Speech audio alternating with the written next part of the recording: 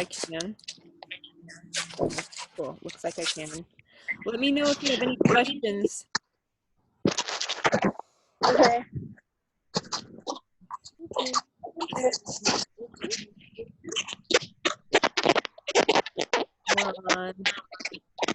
Oops. There we go. So we'll start out with the syllabus.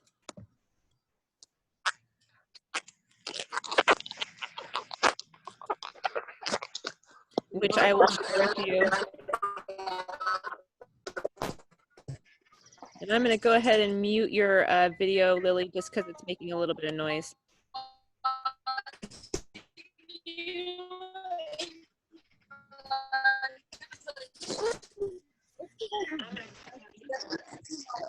I'm trying to mute it, it's not muting.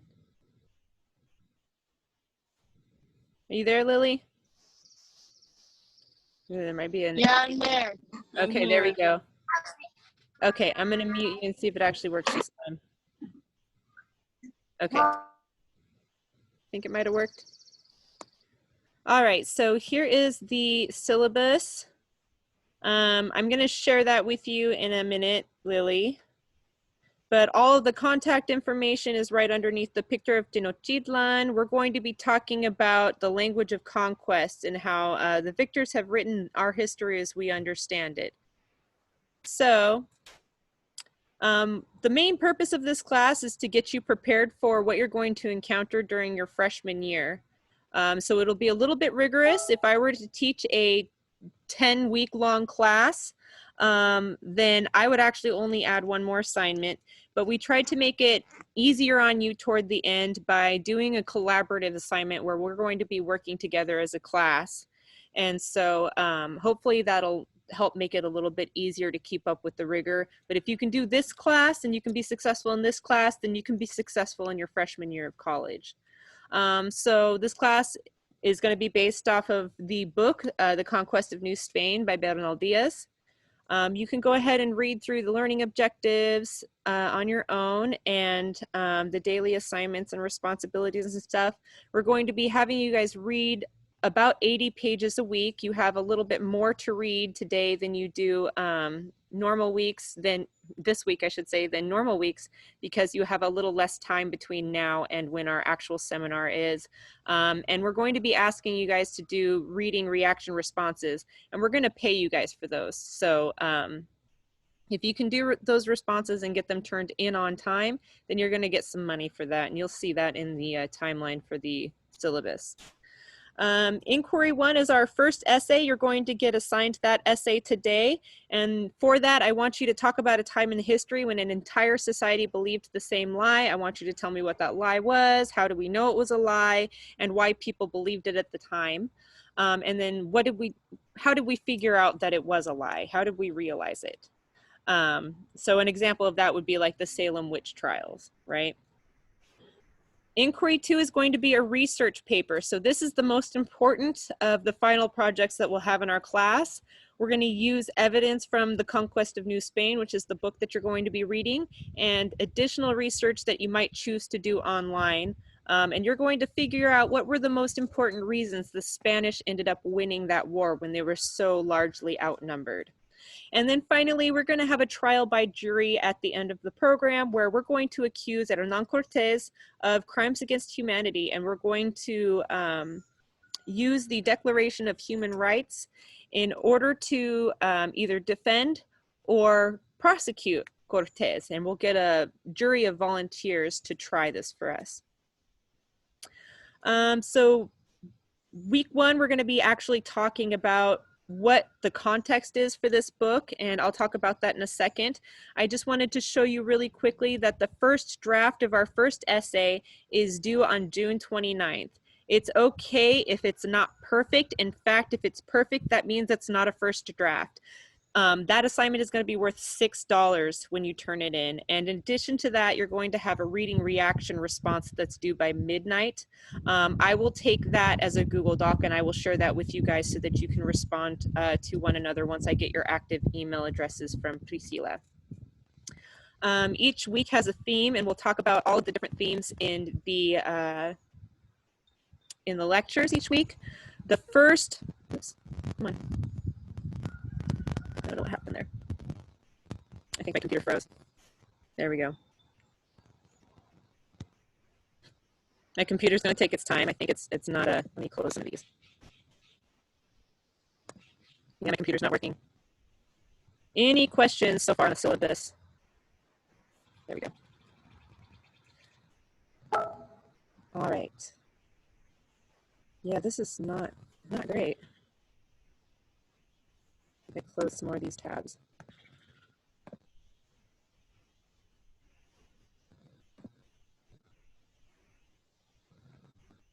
There we go.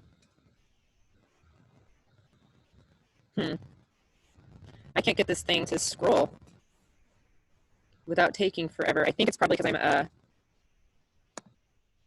yeah, the video is still converting from earlier, so it's taking a bit of time. I apologize for that. I'm going to close some more of these and see if that maybe helps it a little bit. In the meantime, Lily, do you want to type your current email address into the chat? Do you have the ability to do that?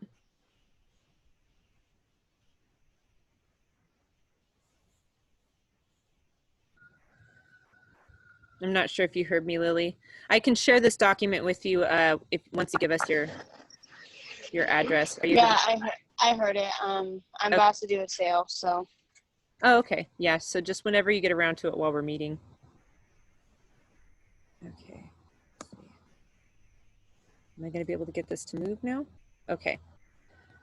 So the first reading, I think it's 15. Yeah, so you're going to start on page 15 and read to page 95 for this first week. I believe this week is the week where you have probably the most reading to do each day, but we'll talk about that more in a bit.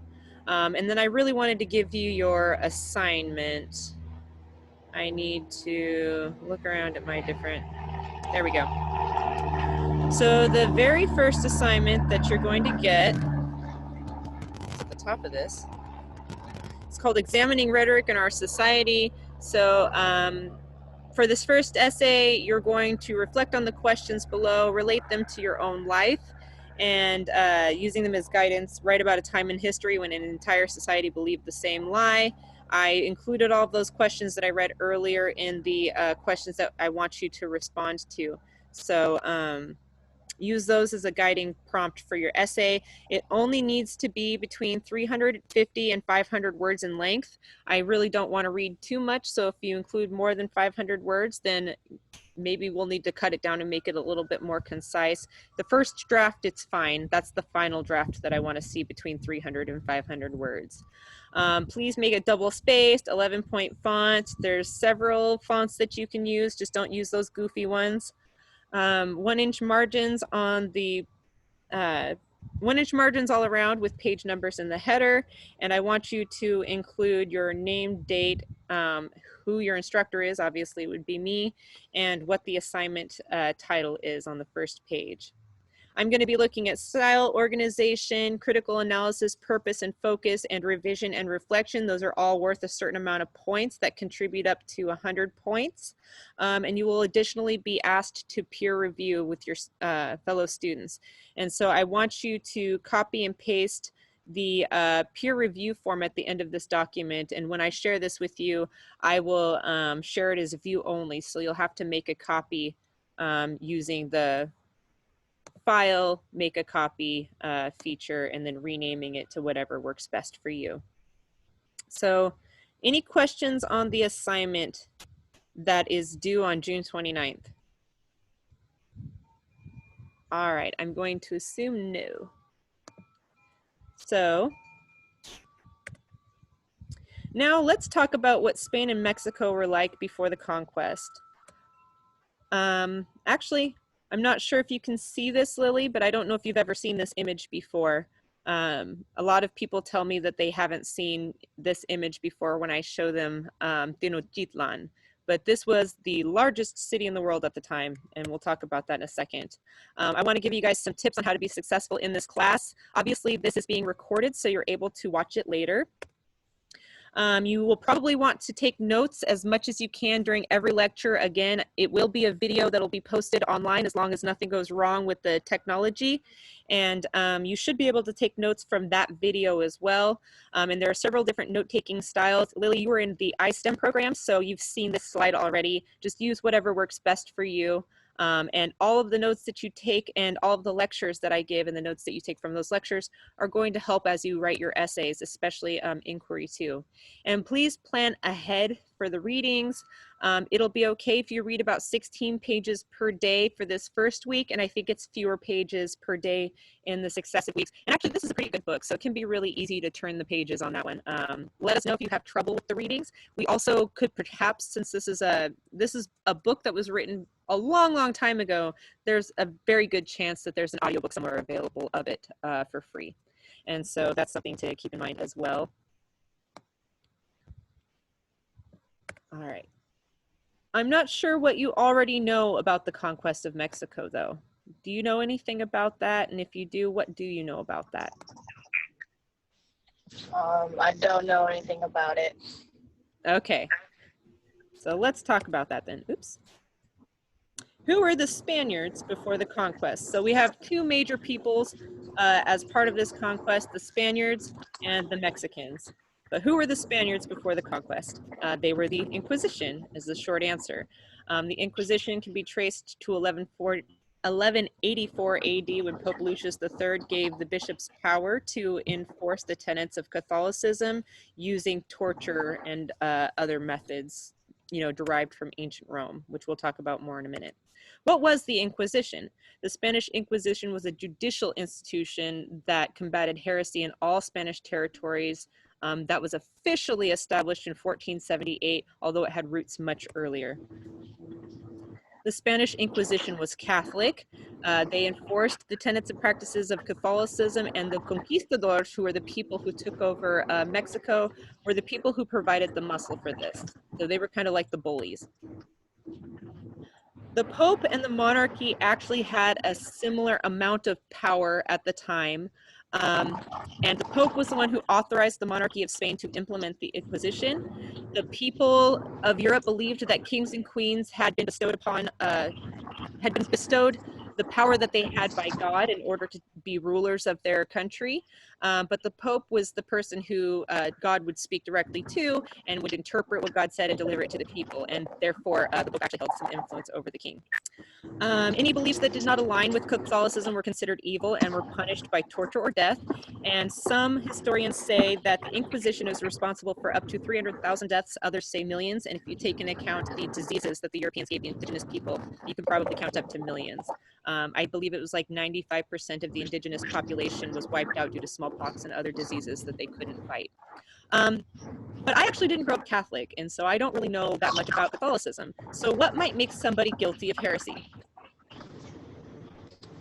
Oh yeah, ask me that question. Yeah, that's a question. So like, what would be a sin that might get somebody burned at the stake in Spain?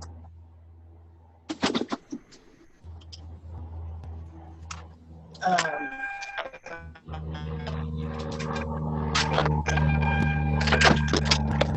think you're gonna have to repeat that. I had an airplane fly by. I don't know. Yeah. I'm assuming it's probably Hold on, something that sorry. violates the commandments. Hold back. No. Sorry? Right. Go ahead and mute you really fast as I can. All right. We'll go on to the next slide. Here's a timeline for the Inquisition. I want you guys to kind of see what happened when and why it's relevant. So 1184, I mentioned that Pope Lucius gave authority to the bishops to arrest, torture, and execute heretics. That happened during the Dark Ages, which is, to be expected during the Dark Ages. In 1478, the Spanish Inquisition officially began and actually forced Jews and Muslims, Protestants and pagans to convert or die, basically. In 1492, Christopher Columbus sailed the ocean blue and accidentally discovered America, or the Americas, on behalf of Spain, even though I think he was Italian. And that's when the conquest of the Americas officially began. That was all due to the spice trade. 1517 to 1525 was actually when the conquest took place, and that's when the forced conversion of Muslims began. The Inquisition began during the Renaissance, and Christopher Columbus and the conquest both happened during the Age of Discovery. After that, you have the Enlightenment, where people learned to turn to science for answers to their questions instead of God. In 1808, which happened during the Industrial Revolution, or maybe the tail end of the Enlightenment period, we have Napoleon Bonaparte suspending the Inquisition, which was later restored in 1814. After that, though, in 1834, after it was disbanded and reimposed, it was finally done. They actually stopped it. And so our story takes place in 1517 to 1525. That's when the Conquest of New Spain occurred. I'm trying to move this little thing that has our faces on it, so I don't know how much I'm going to be able to read unless I can move that. Okay. I want to talk about Spain before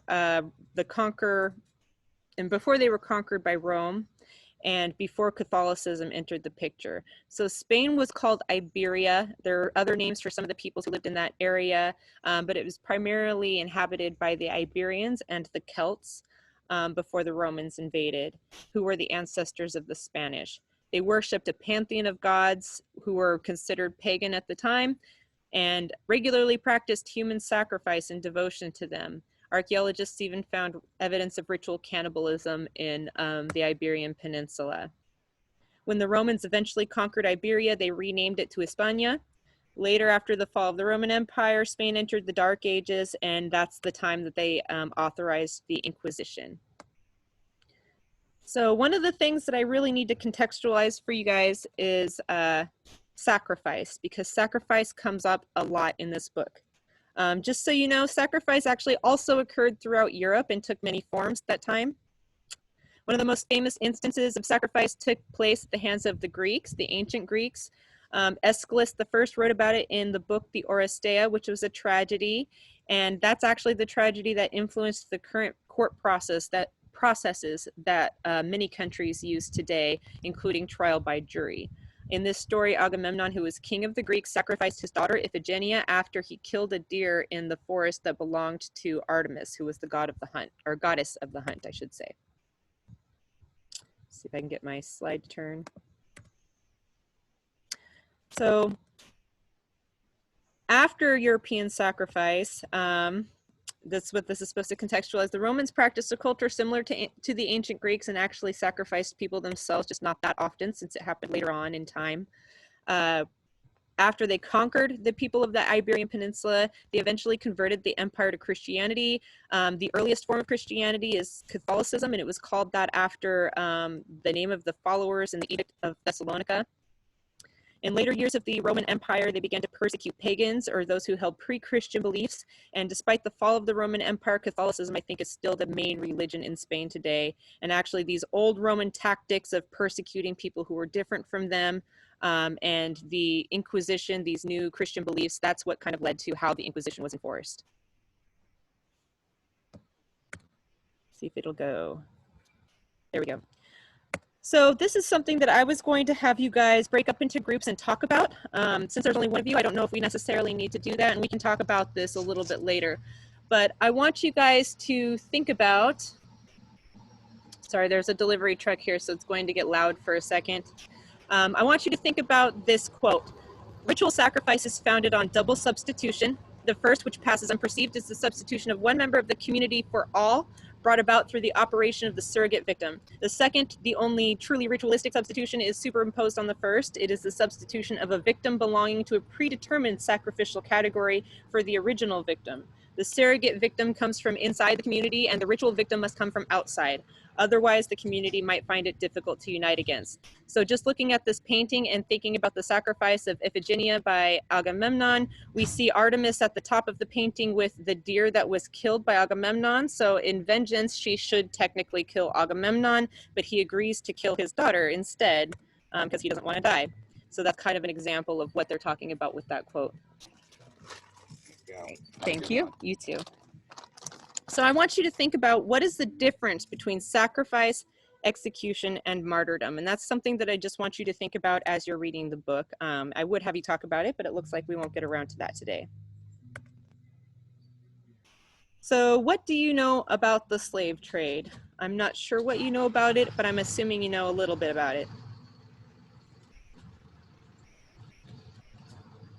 Anyways, yeah, we're better. And, we still have some. Oh, you're talking to me. Chase, turn it down. Yes. Now.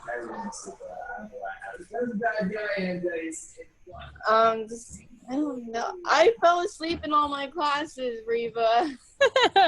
Well, now you're going to learn a little bit about the slave trade then. You know, it took place before the Civil War, though.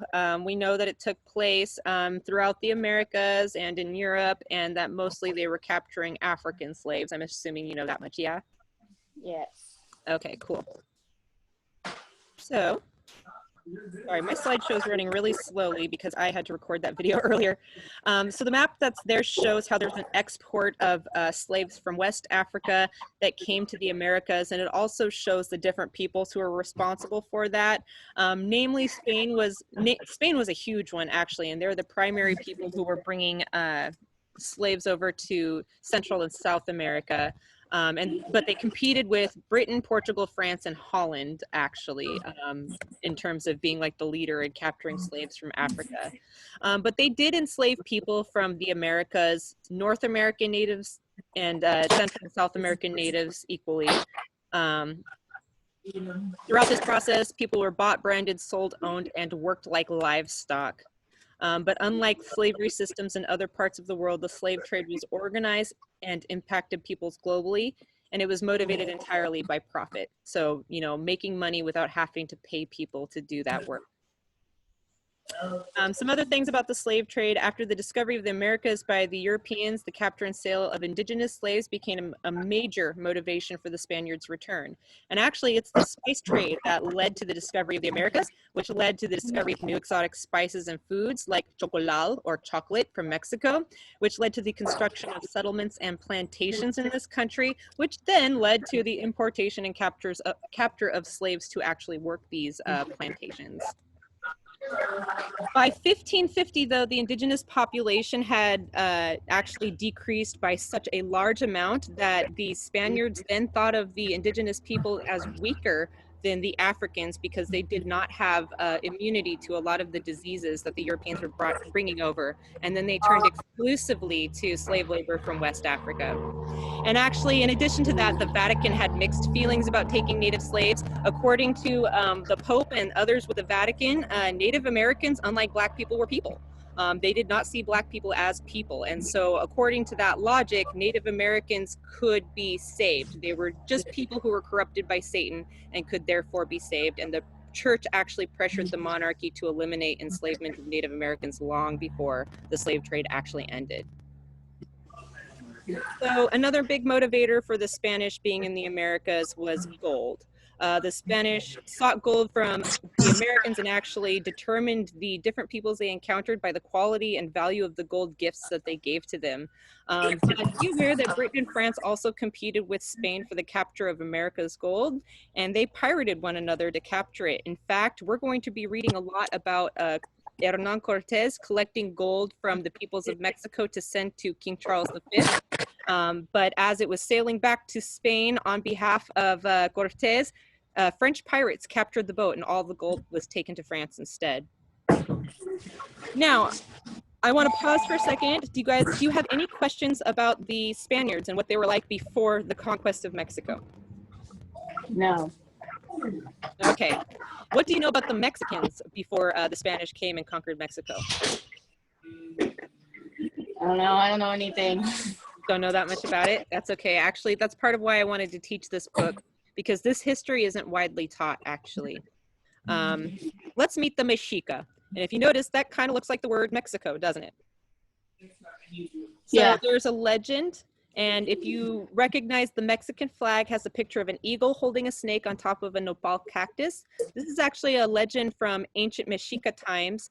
Huitzilopochtli had appeared before the people and told them to travel until they saw him in the form of an eagle perched on top of a cactus, and it was the prickly pear cactus. So if you've ever seen those little red fruits that the nopal grows, they're like this big, and they look like human hearts.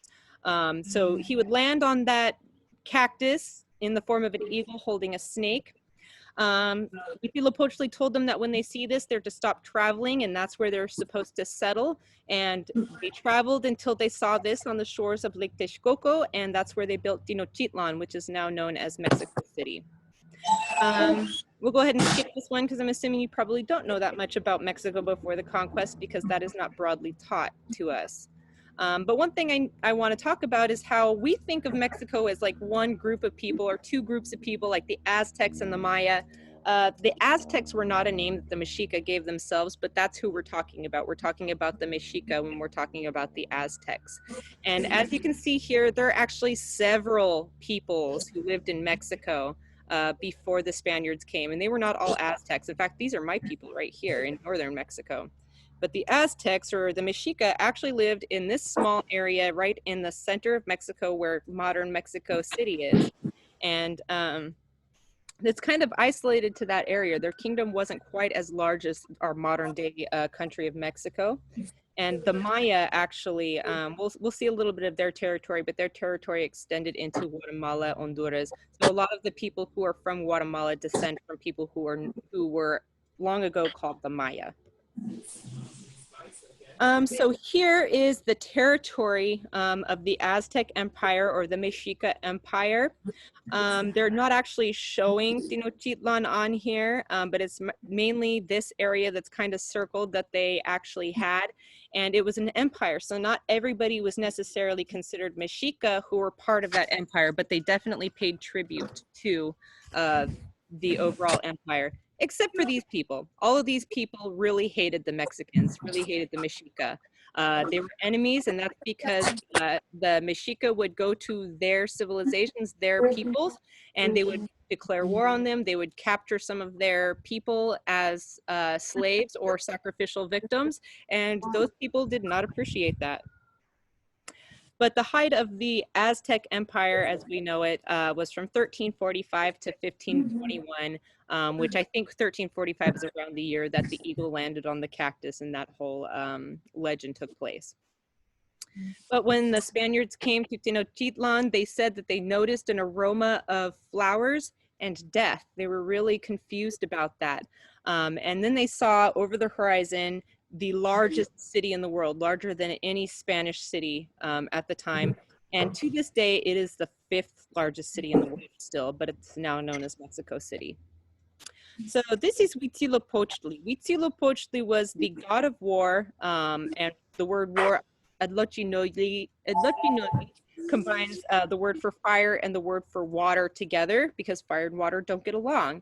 Huitzilopochtli is often seen as the hummingbird god, because the hummingbirds had green, blue on their back and red on their underside, much like water and fire. This god required human sacrifice in order to maintain the delicate balance and prosperity in their society. But this didn't have to take the form of actual human death. Sometimes this took the form of auto-sacrifice, which was bloodletting, which meant that they made themselves bleed. And usually they would stick a mogwai spine through their tongue or through their penis if they were a male. And that's how they would bleed. I know, interesting, huh? Sacrificial victims were chosen in a variety of ways. They're most famous for sacrificing war captives. So if you could go out and collect people from other societies rather than sacrificing your friends, then why not, right?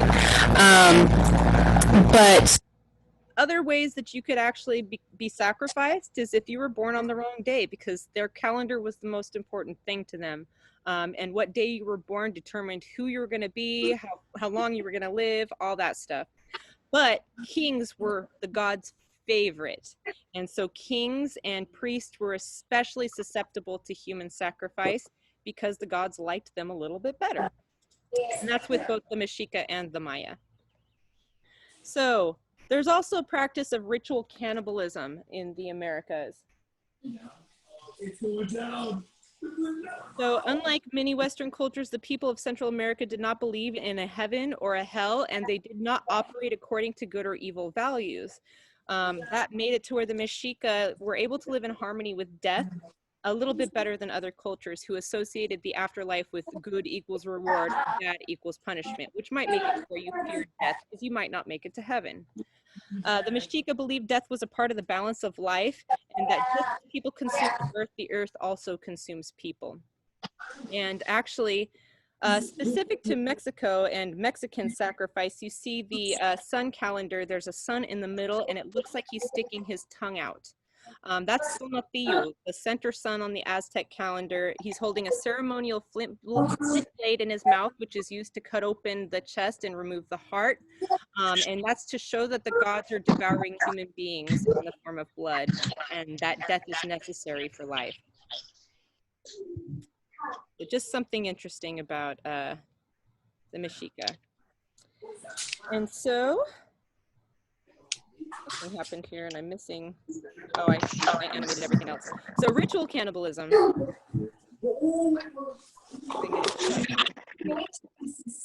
So Christopher Columbus, after discovering the Americas, reported that it was inhabited by people who were regarded in all of the islands as very fierce and of eating human flesh. But this opinion, as well as others, could have been largely influenced by a text that was written before the Americas were even discovered by Europeans. That man is now known as John Mandeville, but we're not exactly sure what his name was. He was anonymous at the time. And he described the world outside the West, which included what was called the Orient at the time. So peoples from Asia, peoples from the islands, peoples from Africa, and said that these people gladly eat man's flesh more than any other flesh. As early as 1502 to 1505, 12 years before the Spanish entered Mexico, rumors of cannibalism in the Americas had already circulated throughout Europe, and this could be connected to that idea that that peoples outside of Europe were savage, basically. And so they could have been influenced long before they ever met the Spanish or the Mexicans. And Bernal Diaz could have already had an idea of cannibalism and assumed that cannibalism occurred more frequently in the Americas than it actually did. And so that's something to be aware of as you're reading the book. You're going to read about a lot of sacrifice and cannibalism. Then you get this work. There we go. The Mexica were extremely spiritual, and anything and everything they did had something to do with their spiritual beliefs and superstitions, down to the colors they wore, the way they built their houses, the way that their houses faced. And actually, the arrival of the Spanish was foretold in prophecies, and several of those prophecies have disappeared since. That said that there were several omens that led up to the return of the god Quetzalcoatl, who would appear riding on the back of a sky serpent, and that coincided with the arrival of Cortés and his horses, which the Mexica had never seen before, like other Native Americans. So what were the prophecies? There are several pre-Columbian texts that actually had some prophecies recorded in them that were passed down from generation to generation, but because the Spaniards were part of the Inquisition and the conquistadors enforced that Inquisition, they were punished for having these books, and those books were burned. And any books that were saved, if the people were caught with them and who were not Spanish, they were actually punished for forging pagan texts. But some people, in an effort to protect cultural writings, actually saved it by coding the texts using Christian vocabulary and imagery. And as soon as we get the student accounts working for you guys, I'm going to post that stuff to Canvas so that you can see what the original prophecies that are left over look like. But that's why the prophecies that we have surviving today are limited in the amount of languages that they exist in, and they're also very few that remain. So what were those prophecies? The Maya had a prophecy that still you can find in the Chilambalam de Chumayel, which predicted the arrival of the Inquisition and the conversion of their people. And the Mexica predicted this in the Florentine Codex, which was written after the conquest, like hundreds of years after the conquest, I think, both of these books. Both of these outlined the omens Moctezuma would encounter that led up to the arrival of the Spanish, or sorry, the Florentine Codex says. And that included the image of a crying woman, which we may end up being able to attribute to the folktale of La Llorona. And that's a very famous story in Latin America. So the prophecies his ancestors had passed down indicated that Quetzalcoatl, and by his I meant Moctezuma, Quetzalcoatl A light-skinned, light-haired god who rides a feathered serpent would conquer and rule over the people of Mexico. So the arrival of the Spaniards was actually really welcome to the enemies of the Mexica. I want to touch a little bit on Mexican slavery as well while we're in this lecture. As many American cultures did prior to the invasion of the land by Europeans, the Mexica practiced a form of slavery. And I'm not sure if you know that, Lily, but actually a lot of Native Americans held slaves. It didn't work the same way. It wasn't necessarily African slaves, but a lot of Native American peoples held slaves. Slavery in Mexico specifically, they would capture people from their enemy towns that I showed you with those little circles and cross through them. Those were war captives who were not worthy of sacrifice. And so they worked largely for the people. They were rarely owned by individuals unless they were of high nobility like kings and priests and stuff. So they tended to the maize plantations or the corn that was used to feed the people. They helped construct the buildings, making lime, making temples, and they helped carry supplies to the military, as well as being personal servants for the royalty and nobility. Spanish slavery functioned very differently from Mexican slavery. Spain participated in a global system motivated by capitalist profit, whereas the Mexica utilized war captives and saw these captives as people of a lower status. However, sometimes they would marry these captives. There was nothing wrong with that, and that would release them from servitude. But like the Spanish, and as they would use women, and this is kind of the same vein, they would use slaves as a form of currency. And so you'll see that throughout the book. So now I want to go over the main characters in the book, the natives that we're going to be looking at. Cuauhtemoc, that handsome man with the eagle on his head, or as he's known in Bernal Diaz's text, he's called Cuauhtemoc. He was the last Tlatoani or ruler of Mexico and Moctezuma's successor. Moctezuma, or Montezuma as he is called in the text, and these names, these alternate names, are mispronunciations on the part of the Spaniards as they were trying to learn the indigenous people's names. So it's kind of like Mount Tahoma, or the word Tacoma. It was probably Tahoma in the original language, and the English-speaking people interpreted that very differently.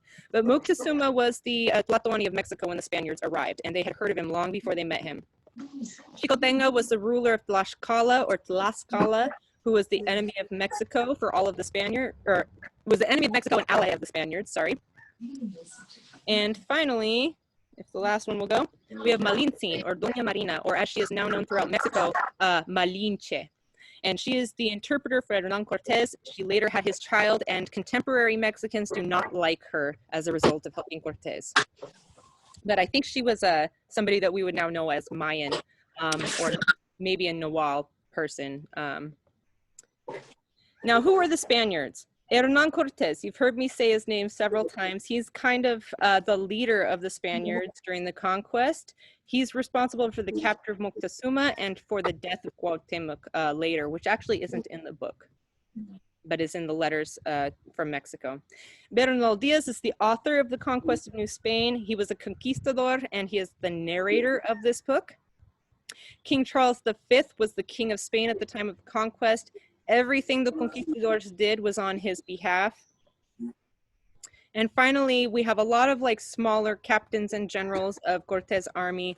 One of them that you'll hear about a lot is Pedro de Alvarado. He was the captain of one of Cortez' armies, and he was the leader of Bernal Diaz's unit specifically. And as we can remember, Bernal Diaz is the person who wrote the book. He's the main character. And so everything that we read in this book has been written through his lens and his understanding of truth. So I believe that was the last slide I have. Do you have any questions on what Spain or Mexico were like before the conquest and before you start reading this book? No.